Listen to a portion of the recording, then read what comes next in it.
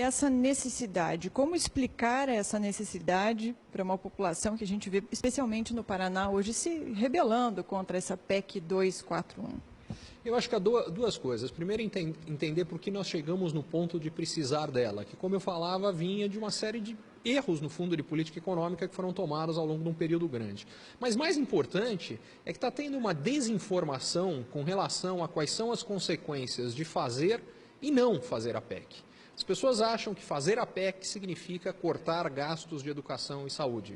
Em primeiro lugar, isso é uma mentira, porque o que a PEC determina é que os gastos do governo crescerão ano a ano, mas limitados os gastos totais pelo crescimento da inflação. Então, em primeiro lugar, é que os gastos não vão cair, eles vão crescer, mas eles vão crescer até a inflação. O segundo lugar, mais importante, é que como cada um dos gastos cresce, não tem limitação nenhuma. Você quer aumentar mais gastos com educação e saúde além da inflação? Pode, só que precisa cortar outros gastos. Aliás, como toda família faz em casa.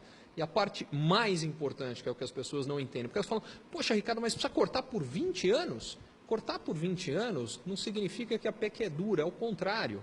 O que ela está fazendo é levando um ajuste que poderia ser feito já, ele está diluindo ao longo de 20 anos. Deixa eu ser um pouco mais específico. Se não houvesse... As pessoas falam, e por que não corta os juros?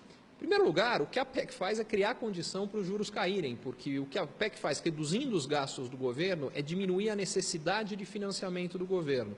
Uma das coisas que explica porque os juros no Brasil são tão grandes é que o governo tem que tomar muito dinheiro emprestado.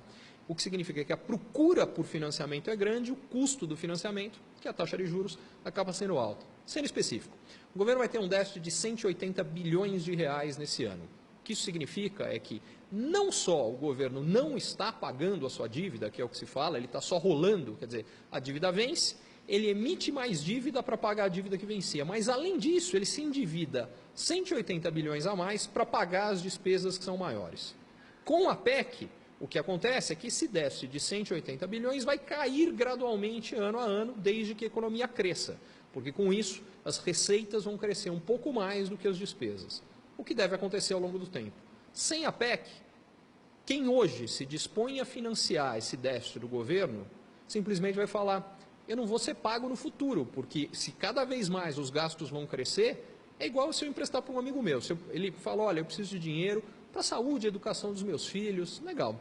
Aí no mês seguinte eu estou vendo que ele não só está gastando com isso, mas ele está gastando com festa, com viagem, com um monte de coisa, e ele continua gastando. Chega uma hora eu falo, sinto muito, eu não empresto mais para você. Com o país é igualzinho.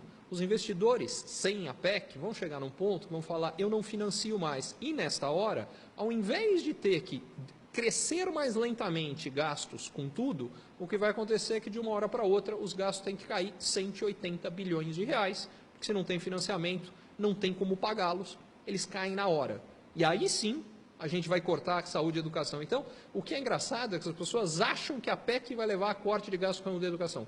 Sem a PEC é que os gastos com saúde e educação vão ser cortados.